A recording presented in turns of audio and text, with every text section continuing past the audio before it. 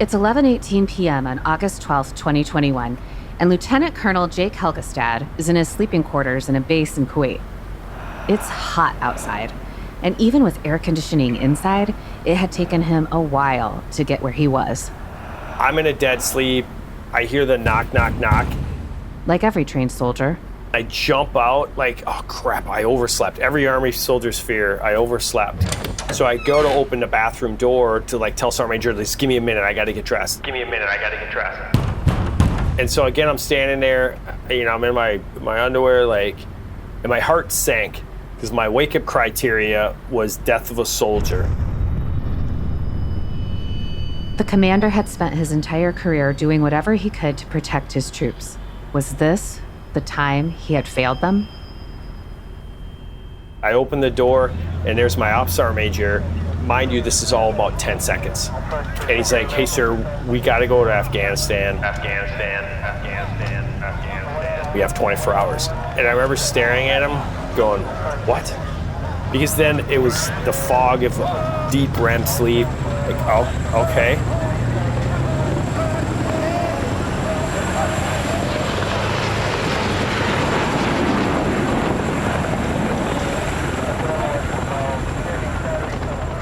Colonel Helgestad quickly realized what was actually happening. He got dressed, left and went to his office, ready to pull off what to many would seem an impossible task. Approximately 24 hours later, we had 625 soldiers that were ready to go to flow into Kabul. I'm Carrie Varro-Heikes, and welcome to Army Matters.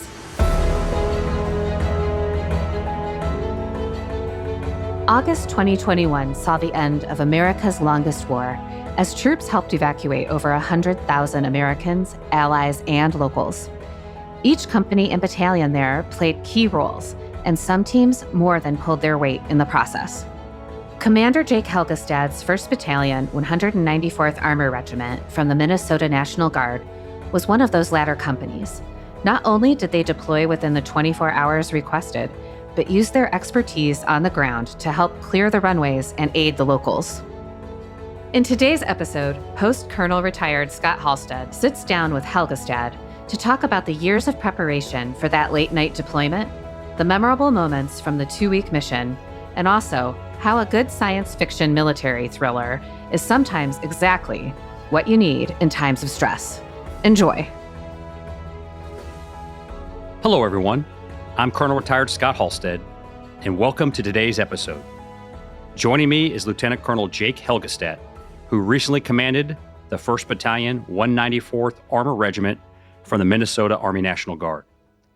In August 2021, the battalion rapidly deployed from Kuwait to Afghanistan to help secure Hamid Karzai International Airport, playing a significant role in the evacuation of 124,000 plus American citizens, NATO allies, and vulnerable Afghan partners. Jake, welcome to the show. Hey, thank you, Scott. Jake, I'm so excited to have this conversation. We've been trying to link up and record this podcast for about 9 months. I'm excited to learn more about your leaders, your soldiers, and the historic mission that you participated in. The Chief of Staff of the Army, General McConville, describes readiness as organizations that are highly trained, disciplined, and fit. And that certainly describes your organization, but you had a few challenges prior to your deployment to the Middle East. For one, your unit is geographically spread across the state of Minnesota. 2, some of your training was interrupted by COVID. And then lastly, after the murder of George Floyd, your battalion got deployed to the Twin Cities to help secure the area. And so I guess my question for you is, how did you as a leader and how did your organization remain ready for a really important deployment? So as far as the challenges, I took command in June of 2019, and we knew we were deploying, so we had 2.5 years approximately to prepare for the deployment itself. But then we had COVID-19, so that started April to May of 20. So we lost approximately 3 months on our platforms. And then you had the May DSCA, the Defense Support of Civil Authority, with the riots in Minneapolis and St. Paul.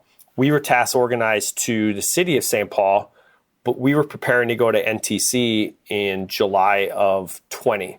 We had about 35 days of packing for NTC that we undid in about 3 hours, did our support to St. Paul for about 6 days, put everything back into the containers in 3 to 4 days, and approximately 2 weeks later, our advon left to NTC, and I left about 3 weeks. And then finally, NTC itself. I was thinking about this as a challenge, and the restrictions we put on ourselves because of COVID, were the infancy of the pandemic. But we left a lot of people, leaders, back here in Minnesota because we just excused them from going. So we were constantly retask organizing. So those challenges, though, did increase everybody's confidence because people were thrown into positions that they were not normally expected to do. We had to put people into positions that they normally wouldn't be there. My engineer officer became a battle captain. He's like, "Sir, I don't know what I'm doing." I'm like, "You're a captain, you'll figure it out." He ended up being my battle captain in Kuwait. Jake, as you know, trust is the bedrock of the Army profession and really the glue that helps units face and overcome adversity. But it sounds like your unit had strong trust relationships, and that was probably a huge contributing factor to your success. One of the things I had always said was you have to trust yourself and trust each other. I used that slogan coaching my son's hockey team, telling 12-year-olds, like, hey, you got to trust each other. And it applies in the military too. But there are lots of people that stood out. One specifically was Captain Chloe Carlson. Her husband was one of my company commanders. No children, dual military. They wanted to get on the same deployment cycle. So she was post military intelligence company command for the brigade. She was going to go as one of my LNOs to the division headquarters. When we first got to Fort Bliss, when we mobilized, I had 2 different O4s that were going to be my S3s. They didn't pass through the SRP process. So I'm 2.5 weeks into a task force deployment and I don't have an S3.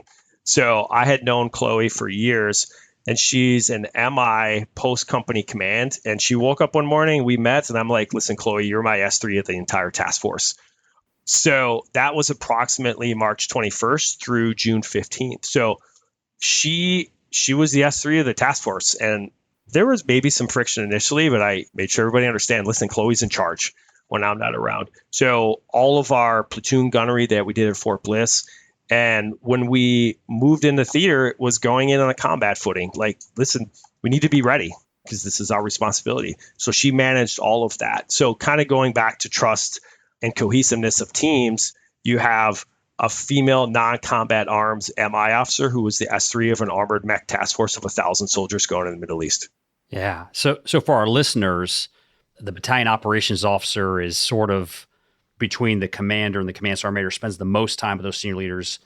It's remarkable that Captain Chloe Carlson, who's a military intelligence officer and a captain, steps up and then, within this great organization thrives and leads your task force through all the hard training that preceded in Kuwait, that preceded, all the things you could do across the Middle East. And I would add with that too is she was the person that I needed at that point in time. If we were going into actual ground combat, I would not have put her there because she just didn't have the experience. Because we spent a lot of time in my office on a whiteboard talking through tactics of Bradleys and tanks together. Right. But at that point in time, she was the perfect person for what I needed her to do, or I needed that position to do. So she was successful because I didn't ask something of her that she wasn't institutionally taught to do. Right. But she just took her basic leadership to let everybody through it. Jake, your battalion deployed from Minnesota to the Middle East in March 2021. Can you describe the myriad roles across multiple countries that your soldiers accomplished? Yes. So we went in as the theater mech armored response force. And then we also had some security force. We went into theater with 9 companies and about 1,000 people. And that included all the sustainment, the maintenance support teams. And those Bradleys then did patrols in Syria. Over the course of the deployment, I was able to rotate 3 different company commanders up there and 3 different mech infantry platoons, and then also maintainers. The key takeaway, and the one statistic that I sort of brag about, is those 6 Bradleys drove 38,000 miles in the 9 months that we were there. Wow. Yes, some of them broke down. And then we had to learn, how do you resupply your Bradleys and your equipment into Syria, because everything had to get flown by the Air Force. So actually, when we first got there, I gave like 15 AAMs to a bunch of Air Force kids who helped load our Bradleys. And when I talked to their commander later on, some of them wore them for days. I mean, for me, I'm Right. like, it's an AAM, like, okay. But that initial step created this incredible relationship that allowed us to get parts into Syria to maintain the battle rhythm. It kind of goes back to the opportunities that I mentioned about the sustainment infrastructure. And we've seen in the current world, sustainment in a mech armor force, if you do not have that down, you're not going anywhere. So that was our mission overall. As we heard at the beginning of this episode, you got alerted to rapidly deploy from Kuwait to Kabul. Did you have any advanced warning? Did you personally anticipate the mission, or was it really a complete surprise? No, we actually did have warning. I was able to send my planner, one of my company first sergeants, and my S6 back into Kabul. So we kind of already had a lay of the land. Okay. But then there was also a new commander on the ground, and he put a constraint on you cannot get into Afghanistan unless you were vaccinated. So it was me and a whiteboard trying to figure out with my staff, like, okay, how do we retask organize based on this constraint? And I had stated every platoon leader or platoon sergeant, that would be the anchor we would build platoon against. They both had to be vaccinated. So we started that planning, but we accepted some risk. And we had a be prepared to mission that actually ended Friday the 13th. At that point, 3rd Brigade was supposed to be fully operational. So in some sense, we shouldn't really be talking because we really shouldn't have had this mission, but we got it by about 25 hours. So when we officially got notified, within 24 hours, I had 625 soldiers across 5 companies that was ready to go. And were you ready to go yourself? Even when I first moved in and I'm showing my wife, like, hey, here's where I live, her first statement is, why is your stuff packed by the door?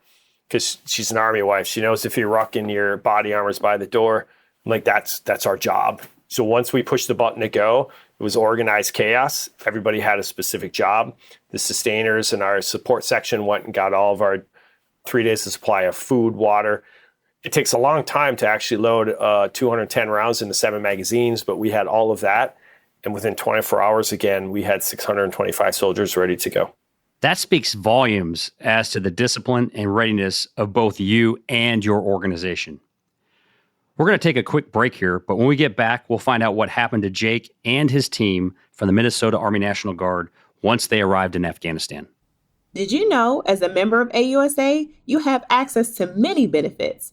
From car rental to entertainment discounts, the opportunities are ample. Visit ausa.org/benefits to learn more. We're back and speaking with Lieutenant Colonel Jake Helgestad about his experiences in Afghanistan. Now, Jake, let's talk about when your unit arrived to Hamid Karzai International Airport. What was it like? And what do you remember about that moment? Yes. So before we even landed, I was up in the cockpit with the C-17. So we landed in Qatar to get gas. So we're sitting in Qatar on Monday night, August the 16th. And I remember 6 Eurofighters taking off simultaneously, and I'm right next to the tarmac, and they got all their missiles underneath them. When we landed, also a B-52 landed. So that was kind of the moment where I'm like, oh, okay, this is for real. This isn't just an exercise. And then as we're on approach into Kabul, it goes to red light. There is a picture that I took of a U.S. flag, and behind it are all the soldiers. So I'm like, oh, this is just one of those moments, like you can never replicate this. So I'm in the front seat of this. I've got that picture right in front of me, by the way. Yeah. It's amazing. As soon as the plane touchdowns, this lady's voice, all you hear is missile launch, missile launch. And I'm like, we've been here 1 second. And the co-pilot just reaches up, pushes a button and turns it off. And so that was my introduction to Kabul of the planes telling us there's a missile launch. And some lieutenant from the Air Force just turned off and we just land. Right. So it's about 2 a.m. on the 17th, Tuesday, when we landed in Kabul. So when we landed, we're getting off the plane in the middle of the night, like, okay, what's going to happen here? And the 82nd was there to meet us. So I get off the plane. They take us they kind of in processes. They take us to 2 hangars. They were just aircraft hangars. And they're like, here's where you're going to live. But they were there to meet us because we're like, we have no idea what's going to happen. And that was 02, let's say. I had to meet Colonel Kleisner, Teddy Kleisner, who was the commander of 1st Brigade 82nd at 6:30. So in that 3.5 hours, approximately 4.5 hours, we just kind of got situated. I mean, it's the middle of the night. My first impressions were all of the gunfire. Periodically, you'd see the tracers. And then if I remember this night, every half hour, there was a fighter jet that just roared over the city right down the middle of the runway. And it was low enough you could see the afterburners. And so that was the welcome to Kabul of being meted, shown to the concrete where you're going to live the next 2 weeks, the constant gunfire and fighter jets roaring overhead. That's a pretty vivid picture. Wow. Okay, so you're on the ground. It's 2 a.m. I mean, did you send your battalion out to do any type of security missions, or were you waiting to link up with Colonel Kleisner before you got your marching orders in terms of how your battalion would be employed? Yep, we were just waiting. I got 3 hours to meet the brigade commander, and then who knows when I'm going to sleep, which goes back to what I was talking about. NTC taught us, like, we knew there was a backstop, I think, of 31 August for us to leave. Right. Okay, that's 2 weeks. That was our box time at NTC. But we have to be able to endure and conduct operations that entire time. So it was just bed down, go to sleep the best you can, and then meet Colonel Kleisner at the dining facility at between 6 and 6:30. Okay. That was when he gave us our mission. It's so important for leaders to assess themselves and their units to make sure they continue to get better after each event. So, Jake, what went right and what went wrong? Did you learn any leadership lessons in Afghanistan? Is there anything that you would have done differently? So for the actual mission, I don't know. And what I mean is we had prepared for everything. The fact that they were able to get enough MREs and waters for 600 people and all the ammunition in under 24 hours, are there things to improve? Yes, but they would be very micro. The chaos that ensued when we were initially notified getting into theater, I don't know if we could have done it better, and we would be nitpicking because we did accomplish what we were tasked to do in the amount of time, then flowing in and then flowing back out too. Then Major General Donahue, the commanding general of the 82nd Airborne Division, he and I have known each other for well over 3 decades. He was very effusive in his praise of you, your command sergeant major, and your unit. And that just speaks volumes because you're a Combined Arms Battalion. So, Jake, everybody I've talked to that was on that airfield has some very vivid and often visceral memories of that important mission. Is there anything, any event, or any person that you're like, wow, that's what I'm going to talk to my family about when I get back to Minnesota? That's really going to stick with me for the rest of my Army career? I remember one conversation, they were talking about the plumbing was going out in Camp Alvarado. And I'm like, hey, I got a plumber. And they kind of look at me silly. I'm like, no, I got a dude who owns a plumbing company. And so I think it was their ops guy. He's like, wow, we got these skills to shoot people in the face, but you guys got like life skills. I'm like, listen, Sergeant Major, I'll shoot you in the face with a saber round at 4,000 rounds, and I'm going to fix your plumbing. Sure. So when we got to Kabul, we had no transportation. So we had soldiers that had been mechanics, so they understand the ability of how to acquire vehicles without keys. And that was how we got our transportation to move around the airport. The airport street sweeper we acquired by the same means.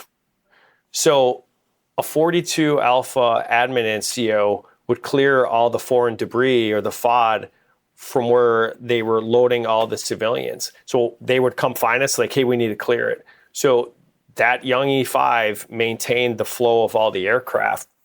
But the one thing I do remember that stands out, the area we had, the National Security Unit, which was a security element for the Afghan government, them and their families are the ones that flowed through our area. So we had about 30,000 of them go through. I remember the one time walking through, all the kids loved us because they were all leaving. Right. There's this little girl. She was 3 years old, let's say. She was definitely afraid of me. And everybody's giving me high fives. These kids are talking. And her brother was kind of goating her. And then finally, she just hauls off and punches me with this high five. And I remember seeing her hours later. And then she comes running up with a smile. Everywhere I've been, between Kosovo, Iraq, Afghanistan, like kids are kids. They just want to do kids stuff. And this was this little girl.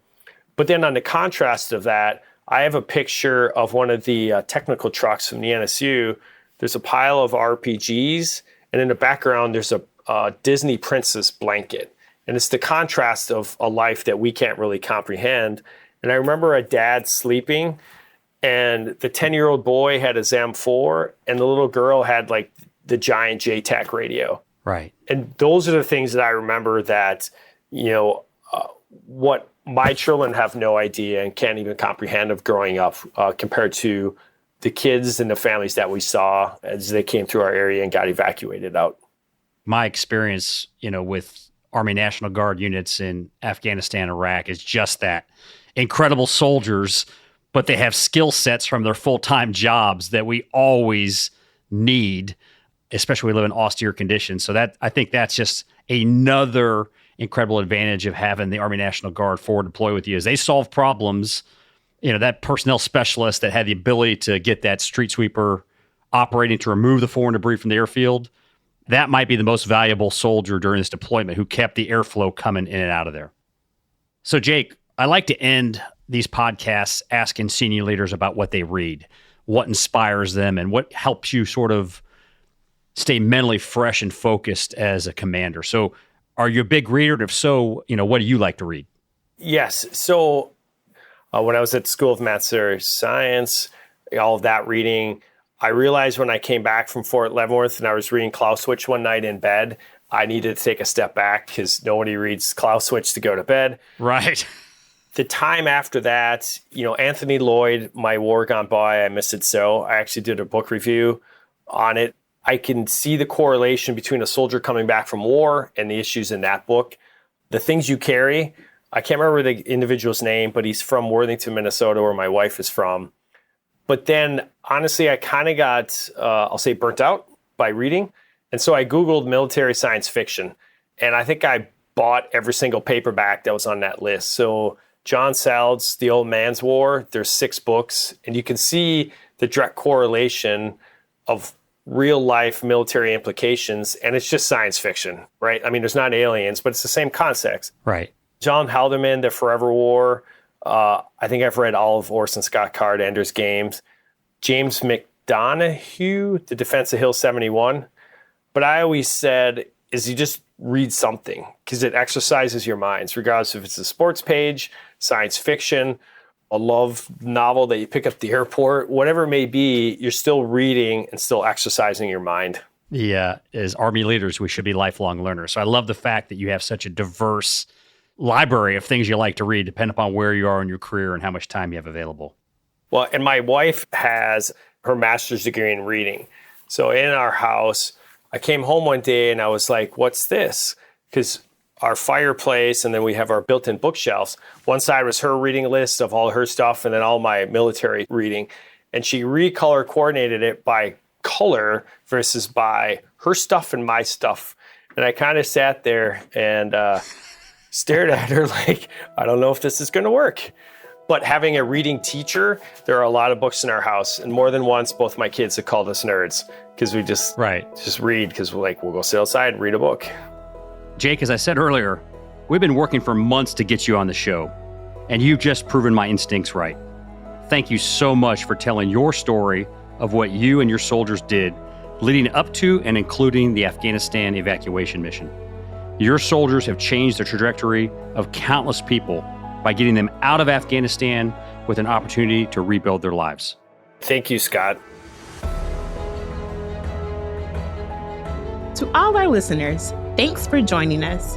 Army Matters is brought to you by the Association of the United States Army, the U.S. Army's professional association, member-supported, Army-connected.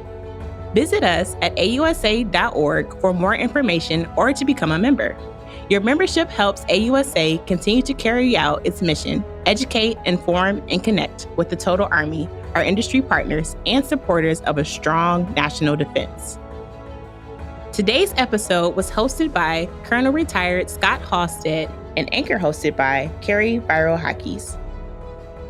The producer and writer is Anthony Del Call, and supervising sound editor is Andy Bosnack. And Zinga Curry is the executive producer, and the senior producers are Carrie Viro-Hakis and LaSharon Duncan. Special thanks to Angela King, Angela Pubel, and Michelle Kabotahe for their help. Be sure to subscribe to Army Matters wherever you get your podcasts, and please leave a review. As you know, we love seeing stars in the Army, especially if it comes in the form of a 5-star review. For questions or to provide topic recommendations, email us at podcast@ausa.org. I'm LaSharon Duncan. Hope you have a great Army day. Hooah!